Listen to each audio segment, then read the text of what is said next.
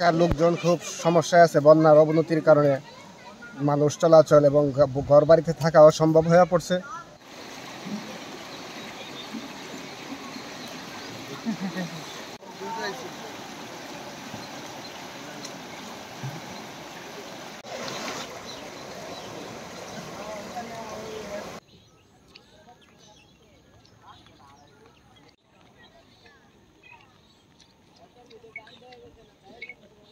খুব তাড়াতাড়ি আমাদের মানুষগুলো সরায় নেওয়ার ব্যবস্থা করা দরকার।